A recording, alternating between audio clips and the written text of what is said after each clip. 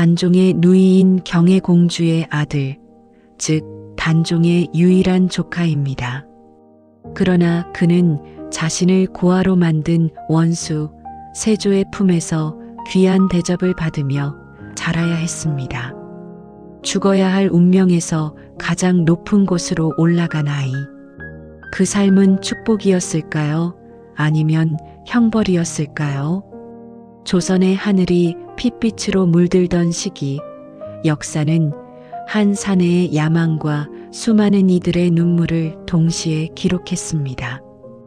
우리가 흔히 세조라 부르는 수양대군이 어린 조카, 단종의 왕위를 찬탈했던 그 서슬 퍼런 계유정난의 시절입니다. 궁궐의 담장 너머로 통곡 소리가 끊이지 않던 그때, 조선에서 가장 고귀했던 한 여인의 운명도 함께 나락으로 떨어지고 있었습니다. 바로 문종의 장녀이자 단종의 유일한 친누이 경혜공주입니다. 그녀는 문종이 가장 아꼈던 딸이었습니다. 영특함과 아름다움을 겸비하여 온 나라의 축복 속에 영양이 정종과 혼인했으나 아버지 문종의 이른 죽음은 그녀에게서 모든 안온함을 앗아갔습니다.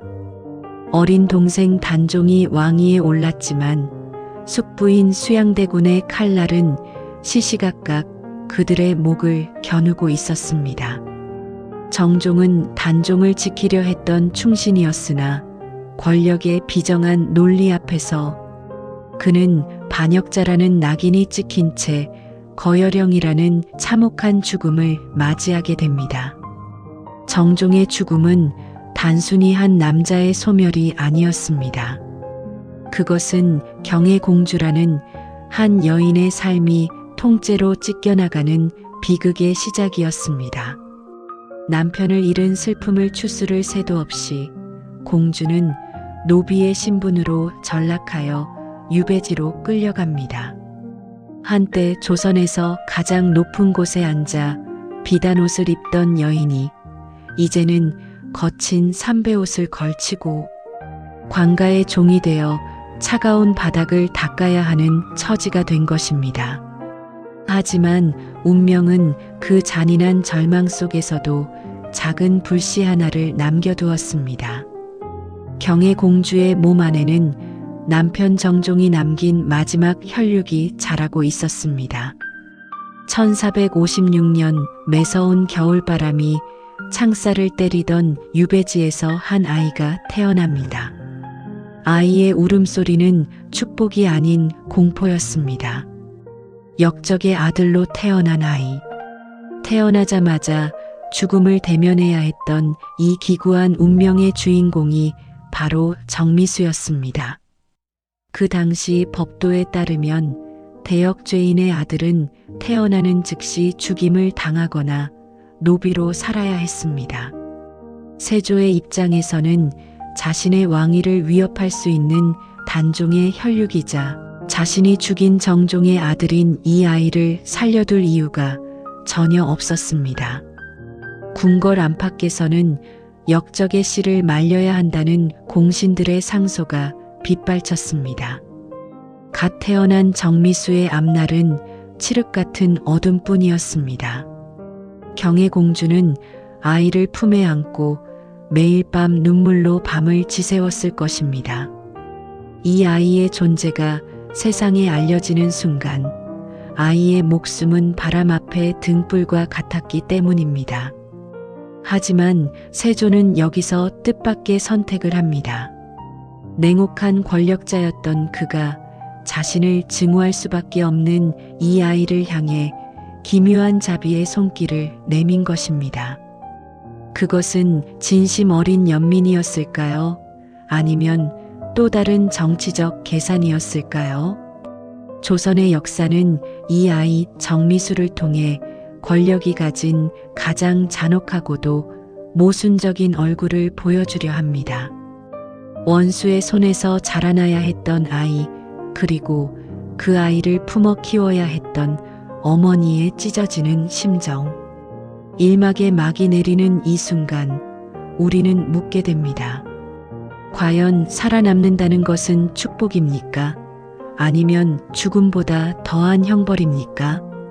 피비린내 나는 정쟁의 소용돌이 속에서 겨우 숨을 내뱉기 시작한 정미수의 생애는 그렇게 조선 역사상 가장 기이하고도 슬픈 아이러니를 예고하고 있었습니다. 시간은 흘러 정미수가 걸음마를 뗄 무렵 조선의 조정은 이 아이의 생사를 두고 거대한 폭풍 속에 휘말려 있었습니다. 공신들은 입을 모아 외쳤습니다. 역적 정종의 아들이 살아있는 한 훗날 반드시 화근이 될 것입니다. 뿌리를 뽑아야 하옵니다. 그들의 목소리는 서슬퍼런 칼날이 되어 궁궐의 공기를 가르고 있었습니다. 그들에게 정미수는 한 명의 어린아이가 아니라 언젠가 자신들의 목을 겨눌 복수의 씨앗이었기 때문입니다. 하지만 이 살벌한 논의의 중심에서 입을 닫고 있던 한 사람, 바로 세조였습니다. 자신의 형제들을 죽이고 조카의 왕위를 뺏으며 피의 군주로 불렸던 그였지만 정작 눈앞에 나타난 조카의 아들을 보며 기묘한 침묵에 잠겼습니다. 그는 누구보다 권력의 생리를 잘 아는 인물이었습니다. 죽여야 안전하다는 것을 머리로는 알고 있었을 것입니다. 그러나 그를 움직인 것은 차가운 이성이 아니라 어쩌면 핏줄이라는 거부할 수 없는 천륜의 그림자였을지도 모릅니다. 세조는 결단을 내립니다. 그것은 조선 역사상 유례를 찾기 힘든 파격적인 명령이었습니다. 이 아이를 궁궐로 들여라. 그리고 내가 직접 거두겠다. 이 한마디에 조정은 얼어붙었습니다. 원수의 아들을 죽이는 대신 자신의 품 안에서 키우겠다는 선언. 그것은 자비였을까요? 아니면 완벽한 감시였을까요? 그렇게 정미수는 어머니 경혜공주의 손을 떠나 아버지 정종을 죽음으로 몰아넣은 원수들이 득실거리는 궁궐로 들어서게 됩니다. 비단 옷을 입고 화려한 궁중 음식을 먹으며 자라게 된 아이. 하지만 그 옷은 죽은 아버지의 피로 물들여진 것이나 다름없었고 그 음식은 가문을 멸문시킨 자들이 베푼 독이 든 축복이었습니다. 어린 정미수는 궁궐의 긴 복도를 걸으며 무슨 생각을 했을까요? 자신을 품에 안고 내 강아지라 부르며 귀여워하는 세조를 보며 그는 진심으로 웃을 수 있었을까요? 세조의 아내 정희왕후 또한 정미수를 끔찍이 아꼈습니다. 그녀는 정미수를 마치 자신의 친손자처럼 대하며 곁에 두고 잠을 재우기도 했습니다. 하지만 이 평화로워 보이는 풍경 뒤에는 끔찍한 진실이 숨어 있었습니다. 정미수가 뛰노는 그 궁궐 마당은 불과 몇 년 전 자신의 숙부인 단종이 울며 쫓겨났던 곳이었고 자신의 아버지가 반역자로 몰려 사지가 찢기던 날의 비명이 벽마다 스며 있는 곳이었습니다. 아이는 원수의 사랑을 먹고 자라며 자신의 정체성을 잃어버려야만 생존할 수 있는 기구한 운명을 받아들여야 했습니다. 어머니 경혜공주는 궁 밖에서 아들의 소식을 들으며 가슴을 쳤을 것입니다. 아들이 살아있음에 안도하면서도 남편의 원수를 할아버지라 부르며 따라야 하는 아들의 운명에 피눈물을 흘렸을 것입니다. 그녀는 아들에게 당부했을지도 모릅니다. 살아남아라. 그것이 복수보다 더 힘겨운 너의 길이다. 정미수의 유년 시절은 이처럼 화려한 금박을 입힌 감옥과도 같았습니다. 그는 조선에서 가장 고귀한 혈통을 지녔으나 가장 비천한 배신자의 아들이었고 왕의 극진한 총애를 받았으나 동시에 왕이 죽인 자의 자식이라는 굴레를 결코 벗어던질 수 없었습니다. 이제 막 세상의 이치를 깨닫기 시작한 소년의 눈에 비친 조선 왕실은 따뜻한 안식처였을까요? 아니면 언제라도 자신을 삼킬 준비가 된 거대한 괴물의 입이었을까요?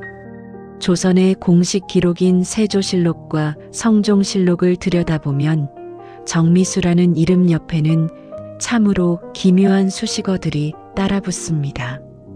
그는 역적 정종의 아들이었으나 기록상 그는 조선에서 가장 안전하고도 화려한 성벽 안에 보호받고 있었습니다. 실록은 그를 향해 세조가 친히 기른 아이 정의왕후가 무릎 위에서 보살핀 아이라고 적고 있습니다. 이는 단순한 기록을 넘어 세조가 온 조정을 향해 던지는 일종의 선언이었습니다. 이 아이를 건드리는 자는 곧 나를 대적하는 자다. 조정의 대신들은 이 상황이 못마땅했습니다. 그들은 계유정난의 공신들이었고 단종의 보기를 꾀했던 모든 세력을 뿌리 뽑아야 자신들의 안위를 보장받을 수 있었습니다. 하지만 정미수는 그들의 논리를 비웃기라도 하듯 대궐 안에서 무럭무럭 자라나고 있었습니다. 공신들의 눈에 비친 정미수는 언젠가 복수의 칼을 갈지도 모르는 시한폭탄이었으나 세조의 비호 아래 있는 그를 누구도 감히 해칠 수 없었습니다. 정미수의 유년기는 이처럼 기록된 총애와 기록되지 않은 증오 사이의 아슬아슬한 줄타기였습니다. 그는 세조를 할바님이라 불렀고 세조는 그를 볼 때마다 내 강아지라며 곁을 내주었습니다. 하지만 사관들이 적어 내려간 행간을 읽어보면 그 따뜻한 총의 뒤에 숨겨진 서늘한 긴장감이 느껴집니다. 정미수가 자라날수록 그의 외모와 기품은 죽은 아버지 정종과 그의 외조부 문종을 닮아갔을 것입니다. 세조는 조카를 죽인 죄책감을 이 아이를 아낌으로써 씻으려 했던 것일까요? 아니면 이 아이를 자신의 완벽한 작품으로 만들어 과거의 비극을 덮으려 했던 것일까요? 기록에 따르면 정미수는 성격이 온화하고 조용하며 결코 자신의 내면을 드러내지 않았다고 합니다. 이는 단순히 타고난 성품이라기보다 살아남기 위해 스스로 터득한 본능에 가까웠을 것입니다. 원수의 품에서 자라며 그는 자신의 아버지가 어떻게 죽었는지, 자신의 어머니가 왜 노비로 살아야 했는지를 이미 알고 있었을지 모릅니다. 하지만 그는 철저히 침묵했습니다. 그 침묵은 세조에게는 안심을 주었으나 훗날의 역사가들에게는 커다란 수수께끼를 던졌습니다. 왕실의 연회 때마다 정미수는 왕의 곁에 앉았습니다. 다른 종친들이 그를 시샘 어린 눈으로 바라보고 공신들이 그를 경계하며 술잔을 기울일 때도 소년 정미수는 무표정한 얼굴로 자리를 지켰습니다. 실록은 그를 효성이 지극하고 예법에 밝았다고 평가합니다. 역적의 자식이 예법에 밝다는 것, 그것은 곧 그가 조선 왕실의 일원으로 완벽하게 동화되었음을 의미했습니다. 그러나 이 기록된 평가는 반쪽짜리 진실에 불과합니다. 세조가 죽고 예종, 성종으로 이어지는 세월 속에서도 정미수는 살아남았습니다. 아니, 단순히 살아남은 것이 아니라 권력의 핵심으로 파고들었습니다. 그는 형조판서와 의정부 좌찬성이라는 고위 관직에 오르며 자신을 죽이려 했던 공신들의 자제들과 어깨를 나란히 했습니다. 사람들은 그를 운 좋은 사람이라 불렀을지 모릅니다. 하지만 기록의 뒷면에는 매일 밤 죽은 아버지의 이름과 원수의 얼굴을 동시에 떠올려야 했던 한 남자의 처절한 자기 절제가 숨어 있었습니다. 정미수의 삶은 기록상으로는 화려한 성공 신화처럼 보입니다. 역적의 자식에서 정승의 반열에 오른 유일무이한 인물.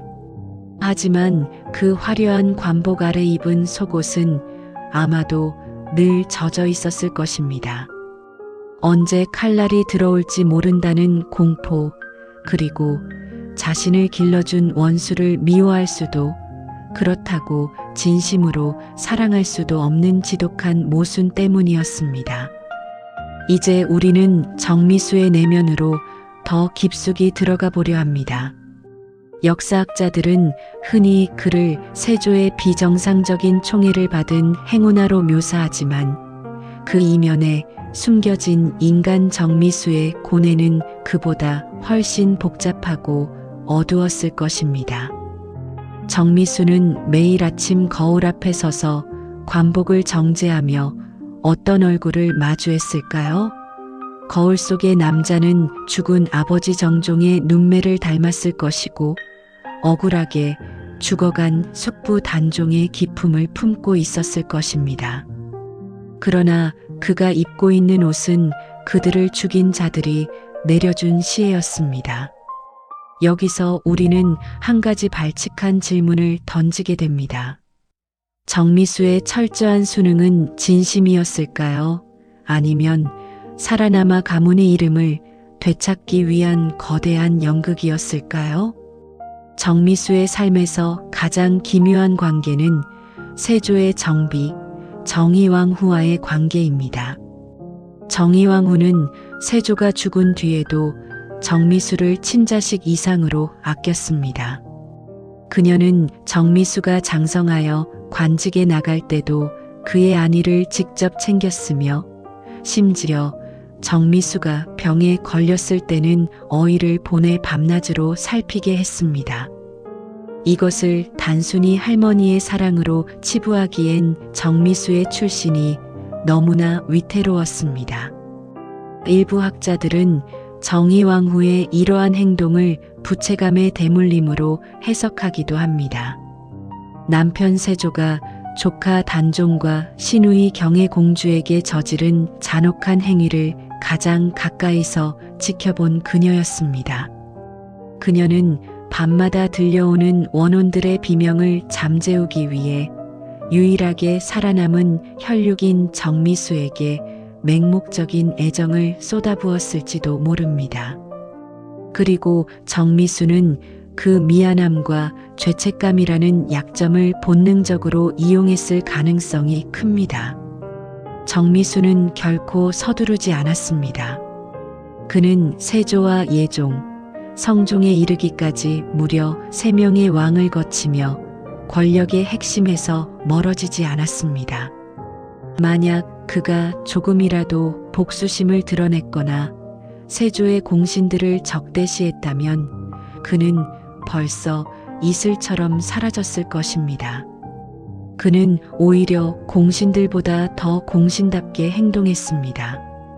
왕실의 대소사를 도맡아 처리하고 국가의 기틀을 다지는 일에 헌신했습니다. 하지만 그가 진정으로 원했던 것은 따로 있었습니다. 바로 복권입니다. 기록에 따르면 정미수는 성종시대에 이르러 조심스럽게 자신의 아버지 정종과 어머니 경혜공주의 명예를 회복시키려는 움직임을 보입니다. 직접적으로 왕에게 호소하기보다 자신의 성실함과 충성심을 증명함으로써 왕이 스스로 이토록 충성스러운 신하의 부모가 역적일 리 없다는 생각을 하게 만든 것입니다. 이것은 칼로 하는 복수보다 훨씬 치밀하고 무서운 방식의 복수였습니다. 원수의 품에서 자라 원수의 손으로 자신의 가문을 다시 세우는 일. 정미수는 자신의 삶을 통째로 바쳐 이 불가능해 보이는 과업을 수행해 나갔습니다. 그는 비굴하게 고개를 숙이는 법을 배웠지만 그 마음속 깊은 곳에는 단 한 번도 잊은 적 없는 아버지의 비명소리가 메아리치고 있었을 것입니다. 사람들은 그를 변절자라 손가락질했을지 모릅니다. 단종을 위해 목숨을 바친 사육신과 비교하며 그의 구차한 생존을 비웃었을지도 모릅니다. 하지만 정미수에게 생존은 그 자체로 가장 처절한 투쟁이었습니다. 모두가 죽음으로써 충절을 지킬 때 그는 살아서 증명하기로 한 것입니다. 죽음은 순간이지만 원수의 눈앞에서 번성하는 가문을 보여주는 것은 평생에 걸친 형벌이자 복수였기 때문입니다. 이제 정미수의 얼굴은 더 이상 순진한 소년의 것이 아닙니다. 그는 조선 왕실이라는 거대한 바둑판 위에서 가장 위태로운 돌이었으나 결국 끝까지 살아남아 판의 흐름을 바꾼 승부사였습니다. 그가 보여준 침묵의 깊이는 우리가 상상하는 것보다 훨씬 깊고 차가웠을 것입니다. 성종의 시대가 저물고 조선에는 전례 없는 광기의 그림자가 드리워지기 시작했습니다. 연산군. 왕위에 오른 이 청년 군주는 자신의 어머니 패비윤 씨의 비극적인 죽음을 알게 된 후 광폭한 복수의 화신으로 변해갔습니다. 궁궐은 다시 한번 피의 향연장이 되었고 어제까지 충성을 맹세하던 신하들이 오늘은 형장의 이슬로 사라지는 공포의 시대가 도래한 것입니다. 이 피비린내 나는 폭풍 한가운데에 이제는 백발이 성성한 노신사가 된 정미수가 서 있었습니다.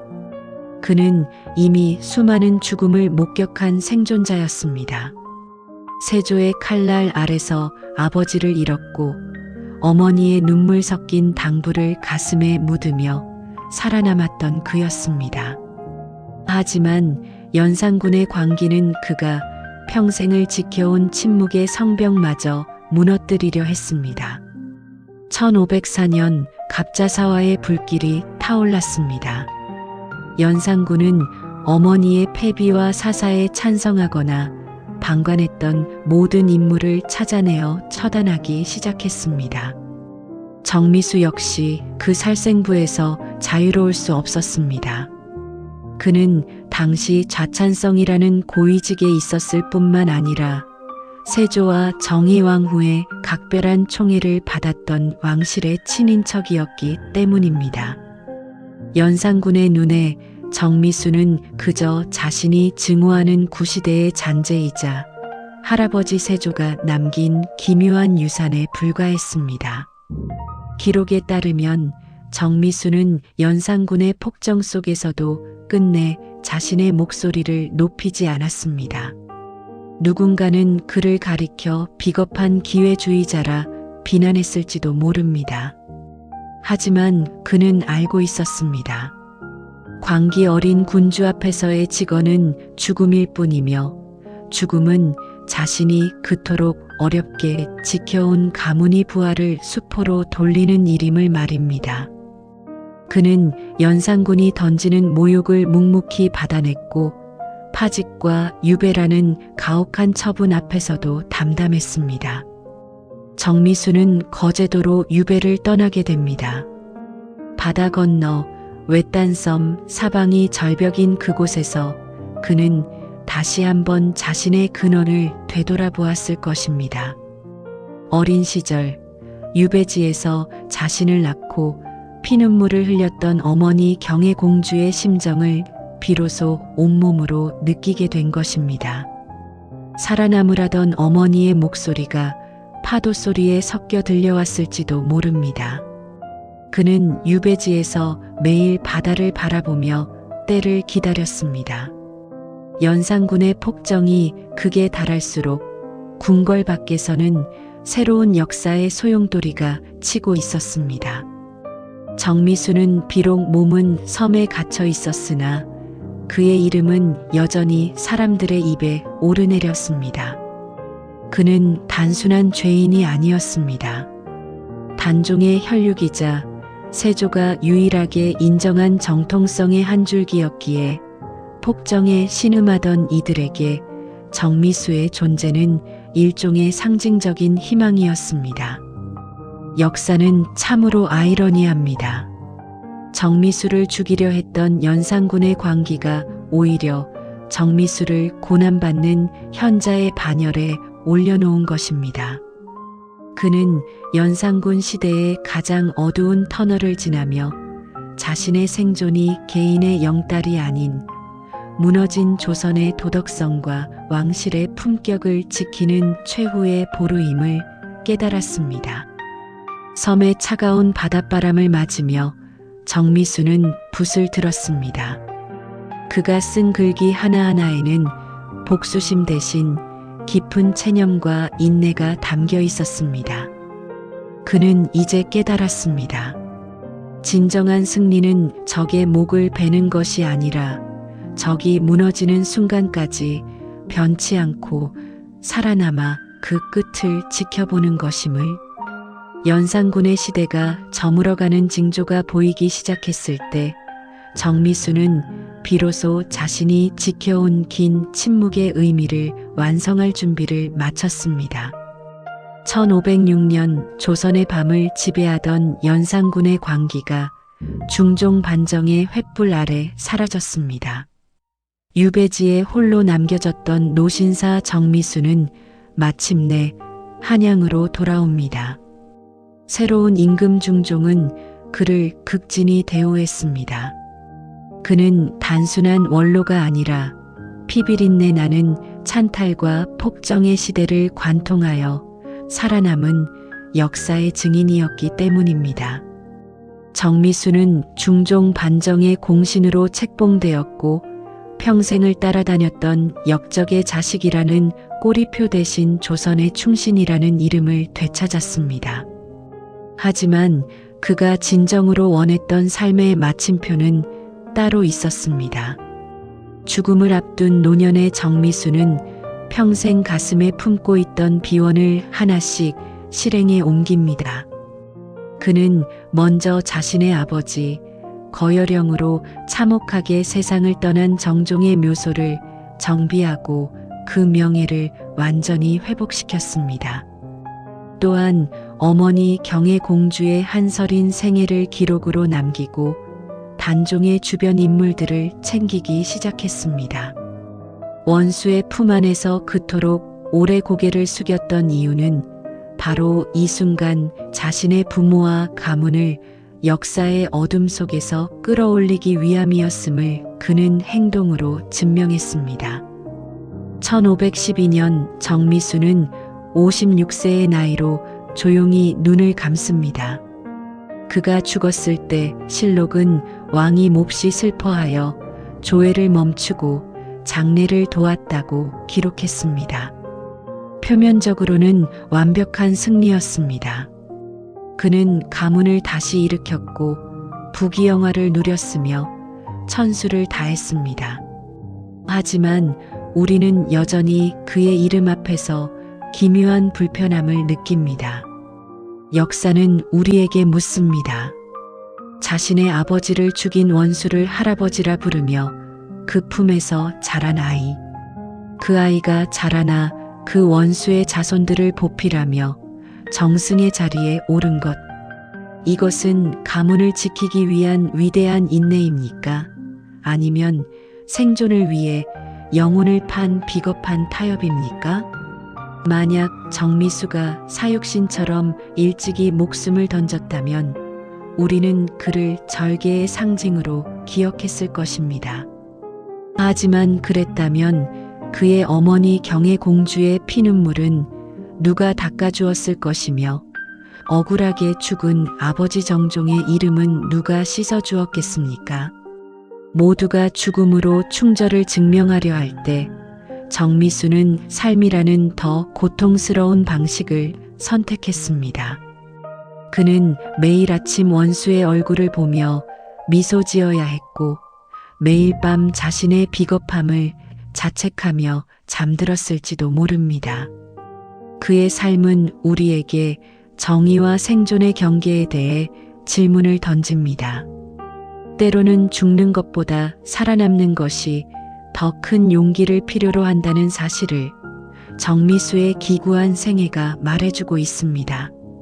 그는 자신의 인생을 통째로 바쳐 거대한 모순의 시대를 견뎌냈습니다. 그가 남긴 것은 화려한 관직의 기록이 아니라 무엇을 위해 살 것인가라는 묵직한 질문입니다. 오늘날 우리는 너무나 쉽게 타인의 선택을 비난하곤 합니다. 하지만 만약 당신이 그 시대, 그 자리에 서 있었다면 어땠을까요? 원수의 손을 잡고서라도 지켜야 할 무언가가 당신에게도 있습니까? 정미수의 침묵이 500년이 지난 지금도 우리에게 서늘하게 다가오는 이유입니다.